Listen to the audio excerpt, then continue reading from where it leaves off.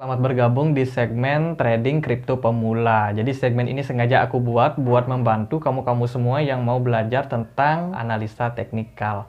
Video sebelumnya yang aku buat adalah bagaimana mindset saat melakukan trading dan juga bagaimana mengatur money management. Teman-teman yang belum tonton bisa cek link di kolom deskripsi. Oh ya, buat kamu yang mau belajar tentang analisa teknikal itu bisa join ya di grup Telegram kami. Linknya aku juga taruh di kolom deskripsi. Jadi di grup itu kita bisa sama-sama belajar, berbagi informasi, ataupun bertanya-tanya. Kalau kalian masih pemula, itu kalian bisa tanya-tanya sesuatu tentang dunia investasi. Jadi komunitas itu sengaja aku buat membantu kalian para pemula yang baru saja terjun ke dunia investasi, baik di saham, kripto, atau yang lainnya. Tapi lebih banyak kita bahas tentang kripto sih. Tapi nggak apa-apa kalau kalian mau bahas tentang investasi lain. Jadi di sana tidak ada rekomendasi, tidak ada aktivitas pom-pom, semuanya berdasarkan edukasi. Jadi kalau kalian mau masuk ke grup itu cuma buat nanya koin apa yang naik, mending nggak usah.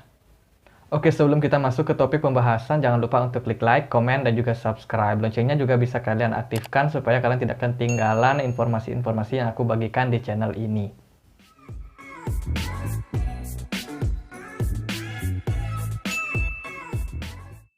Oke, analisa teknikal adalah teknik untuk memprediksi harga di masa depan dengan mempertimbangkan pola-pola yang terbentuk di masa lalunya. Teman-teman, ada istilah bahwa sejarah itu selalu berulang dan inilah yang kita manfaatkan dalam analisa teknikal. Jadi kita melihat pola-pola yang sudah terjadi sebelumnya untuk memprediksi harga di masa depan.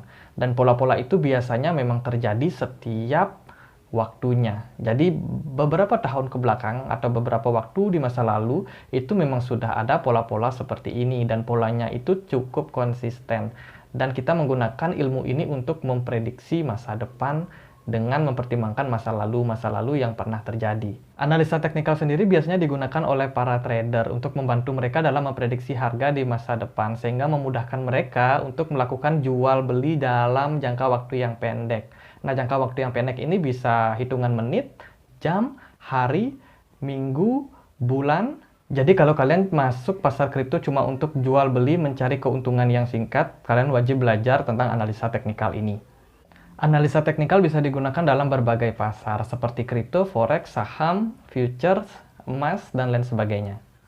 Oke, dalam analisa teknikal itu ada dua elemen penting dalam membaca chart atau membaca grafik. Yang pertama adalah volume dan yang kedua adalah pergerakan harga. Kita bahas dulu yang volume. Nah, teman-teman, pergerakan harga itu sangat dipengaruhi sama yang namanya volume. Apa sih yang dimaksud dengan volume? Jadi volume itu singkatnya adalah ramai tidaknya sebuah koin itu diperdagangkan. Jadi kalau volumenya tinggi, kemungkinan koin tersebut sangat diminati. Dan kalau sangat diminati, berarti harganya bisa berpeluang naik lebih tinggi. Begitu juga kalau volumenya rendah. Jadi kalau semakin jarang orang yang memperdagangkan, berarti koin tersebut tidak diminati dalam periode tertentu, sehingga bisa saja harganya akan turun. Jadi buat kalian yang belum mengerti kondisi di pasar kripto, itu aku ibaratkan sebagai fenomena yang kemarin terjadi. Jadi teman-teman tahu kan susu merek ini? Nah, jadi susu ini itu katanya bisa meningkatkan imun dan juga mengobati, mencegah penyakit COVID-19. Sehingga setelah berita itu muncul, harganya jauh melambung. Kenapa? Karena efek yang ditimbulkan dari berita tersebut membuat para pelaku usaha ataupun para pembeli itu banyak memburu barang tersebut. Nah, di sini aku jelaskan sedikit tentang mindset seorang pedagang. Misalkan kita adalah seorang pemilik toko. Nah, kebetulan kita juga menjual barang tersebut. Jadi setelah berita itu muncul beberapa lama kemudian, tiba-tiba permintaan untuk barang tersebut jauh meningkat. Tapi ketika periode tersebut ternyata persediaan dari barang tersebut sangat sedikit di daerah tempat toko saya itu. Jadi di toko-toko lain maksudnya juga sangat sedikit menyediakan barang tersebut. Tapi permintaan dari para konsumen justru sangat banyak. Nah, karena permintaannya yang banyak tapi supply-nya yang sedikit, ini bisa menyebabkan harga menjadi melambung tinggi. Nah, disinilah seorang trader atau seorang pedagang mendapatkan keuntungan yang banyak.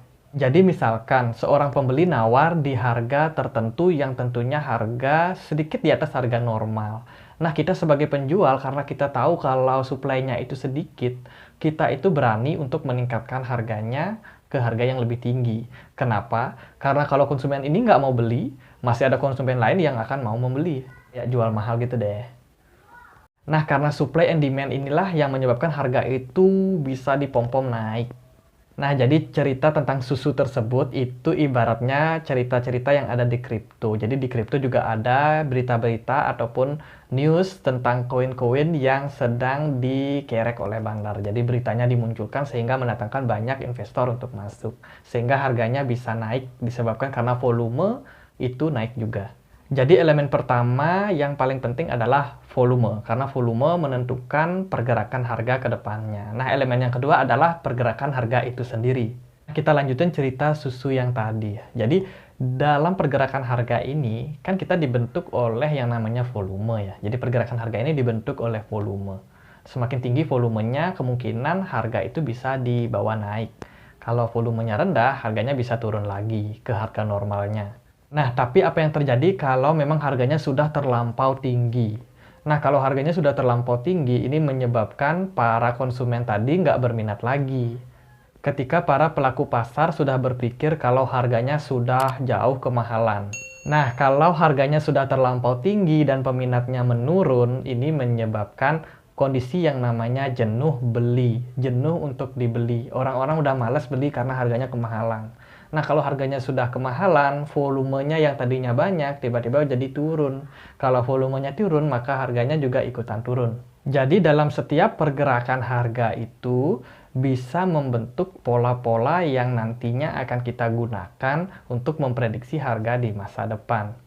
Jadi kan ada pola grafik yang naik turun, naik turun, naik turun. Nanti kita akan hubungkan mana titik tertinggi dan titik terendahnya dan melihat trennya secara jangka panjang seperti apa. Apakah trennya naik atau trennya menyamping atau trennya turun. Nah, itu tadi kalau kondisinya jenuh beli. Tapi bagaimana kalau kondisinya adalah jenuh jual? Jadi biasanya kalau dalam kondisi market ketika sebuah pergerakan itu terus turun, turun, turun, juga bisa menyebabkan kondisi yang namanya jenuh jual. Jadi pemain pasar itu sudah males buat jualan karena mungkin dalam perspektif mereka harganya sudah terlalu murah. Nah, inilah kondisi yang namanya jenuh jual. Jadi kalau sudah dalam kondisi jenuh jual, volume transaksinya semakin kecil, lalu orang-orang sudah pada sadar kalau ternyata harganya sudah terlampau murah, sehingga akan mendatangkan banyak investor untuk masuk lagi. Ya dong, kalau sebuah harga barang sudah didiskon dengan murah, pasti banyak yang minat. Nah, jadi dalam kondisi ini maka harga bisa dibawa naik lagi karena volumenya sudah semakin besar lagi. Orang-orang sudah pada sadar kalau koin tersebut diskon. Jadi kurang lebih seperti itulah kondisi di market. Dalam analisa teknikal juga ada yang dikenal dengan nama support dan resisten. Jadi support dan resisten ini diibaratkan sebagai sebuah tembok yang membentuk atau menahan sebuah pergerakan supaya tidak keluar dari area tersebut. Dalam hal ini resisten itu adalah langit-langitnya, jadi yang berada di posisi atas, dan juga support ada di posisi lantai atau di posisi bawah. Sebenarnya kedua area ini sama aja, tapi penamaannya yang berbeda, tergantung di mana letak pergerakan sebuah harga. Support bisa menjadi resisten, dan juga resisten bisa menjadi support. Nah, aku sudah pernah bahas untuk support dan resisten di video yang ini. Kalau kalian ketinggalan, bisa cek juga di video yang ini. Idealnya kalau kita mau trading di pasar, itu kita bisa beli di harga support dan jual di harga resisten. Nah, sekarang ada beberapa hal atau beberapa cara untuk menentukan support dan juga resisten. Pertama dengan melihat puncak dan juga lembahnya. Jadi ada high, ada low. Yang kedua kita juga bisa menggunakan moving average. Yang ketiga kita bisa menggunakan Bollinger Band. Kita juga bisa menggunakan Fibonacci dan juga trend line. Jadi kan tadi aku sudah bilang kalau support bisa menjadi resisten dan juga resisten bisa menjadi support. Misalkan dalam kondisi uptrend, ketika sebuah pergerakan itu sedang naik dan sudah berhasil menembus resistennya, maka dia akan mencari resisten yang baru di atasnya. Begitu juga ketika sedang downtrend. Ketika pergerakannya terus dibawa turun, setelah ditembus supportnya, maka akan mencari support yang baru di bawahnya. Nah, buat kamu yang masih bingung atau belum paham dengan penjelasan aku tadi, kamu bisa tuliskan di kolom komentar di bagian mana kamu belum paham. Atau kalau kalian tertarik untuk berdiskusi lebih dekat, itu kalian bisa join di grup Telegram kami. Linknya aku taruh di kolom deskripsi. Jadi di video berikutnya kita langsung coba praktek bagaimana kita bisa melakukan analisa dengan cara yang paling sederhana. Sehingga para pemula pun aku yakin juga akan bisa mengikuti videonya. Jadi jangan lupa tonton video berikutnya. Jadi jangan lupa untuk klik like, komen, dan juga subscribe. Kita sambung di video berikutnya. See you next video.